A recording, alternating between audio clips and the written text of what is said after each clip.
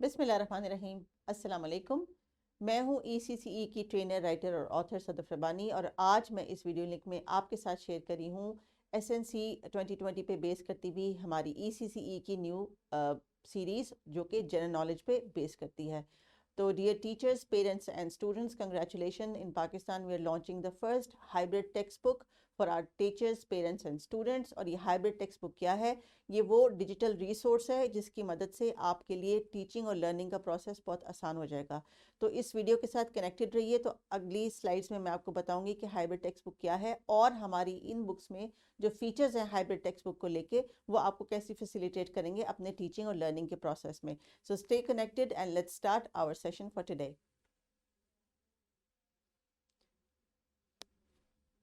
General knowledge पे हम आज बात करेंगे and our books are based on hybrid technology. Hybrid technology means that we are going to cater students online also partially, and then there is a hybrid integration of the textbook and the material, and the students will have an experience in the classroom also. So इस hybrid textbook को हमने 3 stages में ECCE के curriculum में integrate किया है. How is it going? Play group के जो students हैं they learn to grow through play. In nursery they will learn through play, and then in KG they are going to explore through play. तो हम इसको stages में देखते हैं कि कैसे एड्रेस हुआ है किताबों में। एज टीचर्स हम जानते हैं कि हमारे क्लासरूम में मल्टीपल टाइप के बच्चे होते हैं जो कि डिफरेंट नेचर भी रखते हैं और डिफरेंट पर्सनैलिटी और लर्निंग के डिफरेंट ट्रेड्स भी रखते हैं। So there are multiple intelligences sitting in the class. सो जनरल नॉलेज की किताबों में इस चीज़ की इंटीग्रेशन का ख्याल रखना ज़रूरी होता है कि क्लासरूम में मौजूद हर तरह का बच्चा जो है वो लर्निंग कर रहा हो। वो बच्चे जो मैथ्स को और नंबर्स को लेके स्मार्ट होते हैं, वो बच्चे जो आर्ट्स में अच्छे होते हैं, कुछ बच्चे जो है वो गेम्स के थ्रू बहुत अच्छा सीखते हैं, कुछ बच्चे गाना गाने में और पोएम सिंग करने में बहुत इंजॉय करते हैं, कुछ बच्चे जो हैं वो लोगों से बातचीत करने में बहुत अच्छे होते हैं, कुछ बच्चे जो हैं अपनी सोचों की दुनिया में मगन रहते हैं, और कुछ बच्चे जो है वो नेचर के ज़रिए या रीडिंग के ज़रिए सीखते हैं। तो इतनी मल्टीपल इंटेलिजेंसेस को टीचर ने क्लासरूम में कैसे कैटर करना होता है? थ्रू डिफरेंट एक्टिविटीज़, यानी वो स्किल्स जिनके ज़रिए ECC के बच्चे सीखते हैं।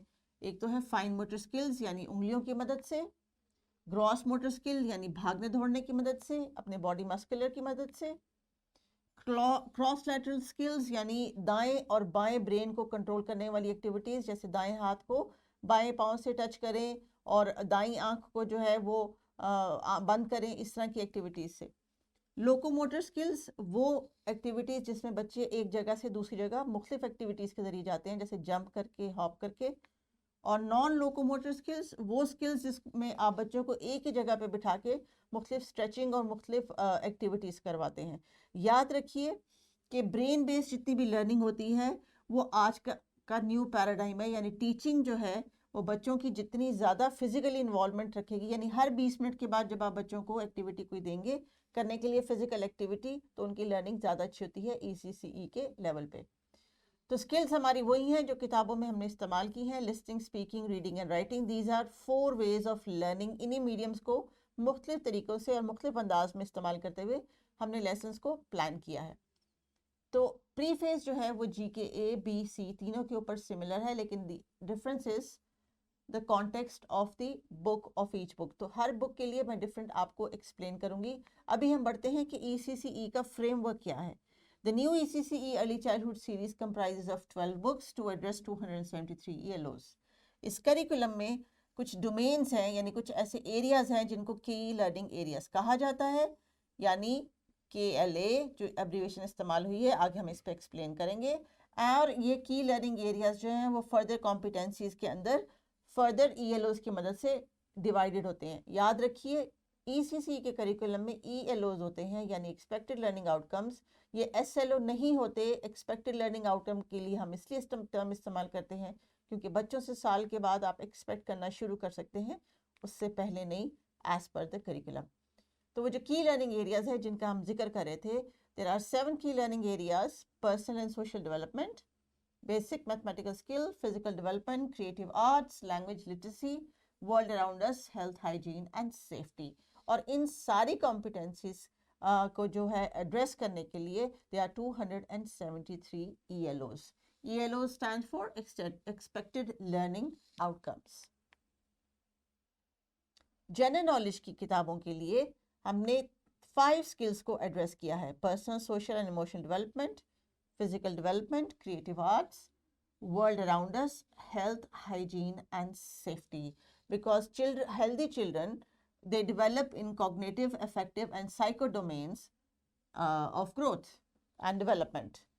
When you consider a learning environment, the growth areas intersect when you understand development as a whole. तो छोटे बच्चों की जो टीचिंग और लर्निंग का प्रोसेस है वो होलिस्टिक होता है, यानी उनकी पर्सनैलिटी के वो एस्पेक्ट्स भी टीचर्स ने एड्रेस करने होते हैं जिनमें उनकी फिजिकल ग्रोथ के साथ साथ उनकी मेंटल डेवलपमेंट भी हो रही होती है. सो इस सारी प्लानिंग को लेके स्टीम इंटीग्रेशन के थ्रू हमने किताबों में बहुत सारी एक्टिविटीज़ डाली हैं जिससे बच्चे और बड़े सब जो है उसको अंडरस्टैंड भी करेंगे और इन्जॉय भी करेंगे. The understanding and the vocabulary, critical thinking, problem solving, communication skills and reflection all are entertained through STEAM. STEAM मतलब science, technology, engineering, art and mathematics. इस latest medium of instruction and methodology को world wide बहुत पसंद भी किया जा रहा है और ECCE के लिए फोकस जो है आजकल completely STEAM के ऊपर है. तो स्टार्ट करते हैं हम सबसे पहले प्ले ग्रुप के बारे में जानते हैं. प्ले ग्रुप की किताब का नाम है play to grow and how to use this book. अब इस किताब में दिए गए जो फीचर्स हैं उन पे हम बात करते हैं. प्ले टू ग्रो, क्योंकि ECCE में जो प्ले ग्रुप के बच्चे हैं वो तकरीबन 2.5 ईयर्स से 3 ईयर्स तक में अपना स्कूल स्टार्ट करते हैं प्राइवेट स्कूल्स में. तो इतने छोटे बच्चे ने अपनी ग्रोथ उसकी बहुत रैपिड होती है, तो हमने ऐसी एक्टिविटीज प्लान की हैं जिसमें उसकी ग्रोथ को सपोर्ट मिले. टेबल ऑफ कंटेंट को यानी मटेरियल को 4 लेवल्स पे डिवाइड किया गया है. हर लेवल की एक अपनी डिस्क्रिप्शन है. अबाउट मी यानी बच्चा अपने बारे में बातचीत करे. अबाउट पीपल यानी उसके आसपास घर में मौजूद अफराद के बारे में उसको पता हो. घर में और आसपास के माहौल में मौजूद अबाउट थिंग्स. और लास्ट में अबाउट प्लेसेस, क्योंकि बच्चा जब इधर उधर जगहों पे कॉमन जगहों पे जाता है जैसे मार्केट, मस्जिद या स्कूल, तो उन चीज़ों के बारे में उसकी इंफॉर्मेशन डेवलप होती है. सो जो बच्चों की अंडरस्टैंडिंग है वो उसी दायराकार से इंक्रीज की गई है about me, about people, about things और अबाउट प्लेसेस में प्ले ग्रुप पे. About this book, the features of this playgroup book. The Play to Grow book, children will learn about themselves as an individual and perform self-exploring activities. इसके साथ साथ they will also explore making learning about surroundings more fun. There are a lot of activities and the gross motor skills and the fine motor skills, reading, coloring, speaking, listening, all are interacted and available in the book as per planning.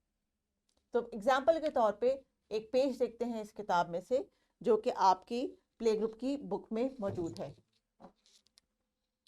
इस page पे अगर आप गौर से देखिए तो कुछ features बहुत prominent हैं. This part are the skills जो कि हमारे लर्निंग वेज हैं वो रिक्वायर्ड वो हैं. They are going to have hand and eye coordination. These are the key learning areas. ये फिजिकल डेवलपमेंट का key learning area. Physical development, the abbreviation is given in the preface.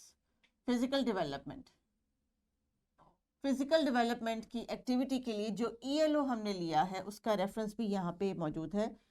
Enhance observation skills by looking at the environment. तो इस ELO को base करते हुए इस lesson से related आपको पावर पॉइंट की प्रेजेंटेशन, आपको इसका लेसन प्लान और इसमें दी गई एक्टिविटी साथ अटैच मिलेगी इस QR कोड पे.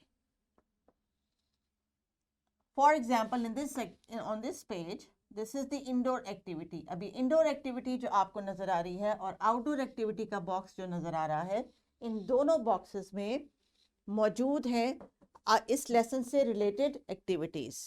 So let me show you why.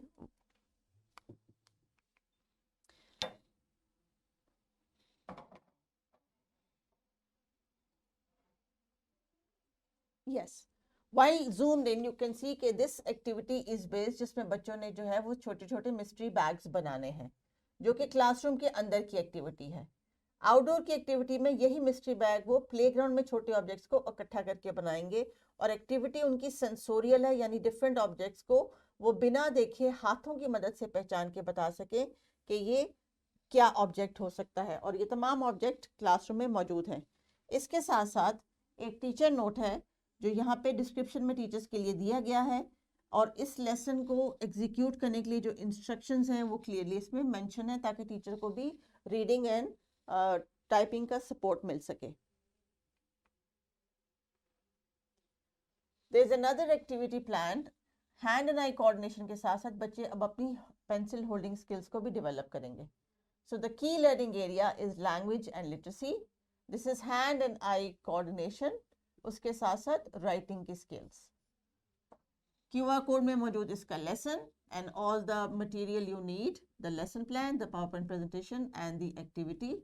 और उसके साथ साथ keeping this in mind कि छोटे बच्चे hand की different grips से learning सीखते हैं for writing.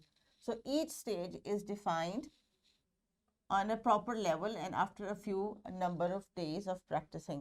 So आपने ये कोशिश करनी है कि आप जीके की बुक को सब्जेक्ट से पहले बच्चों को इंट्रोड्यूस करवाएं, ताकि वो पेंसिल होल्डिंग स्किल्स के साथ जो है वाकिफ हो सके, और डिफरेंट उनकी ये जो एक्टिविटीज़ हमने इसमें प्लान की उनको वो केटर कर सकें। There is another activity which is going to improve their listening and speaking skills. So listening and speaking skills को डेवलप करने के लिए हमारे पास की लर्निंग एरिया से health, hygiene and safety and creative art को इंटीग्रेट करके हमने जो लेसन बनाया है, it is about traffic rules. So उनको हमने ट्रैफिक रूल्स पोएम के सिंग करने की मदद से सिखाए हैं, और लेसन प्लान को भी उसी तरह ही प्लान किया है कि आपकी और टीचर की फैसिलिटी के लिए उसमें एक्टिविटी भी मौजूद हो, जो कि एक QR कोड के स्कैन के लिए आपका वेट करे। So thank you very much for listening, and this was all about play group. I hope जब आप इन बुक्स को यूटिलाइज करेंगे, you will be finding them very very helpful and supportive for yourself and your students. So take care and enjoy the journey. Allah Hafiz.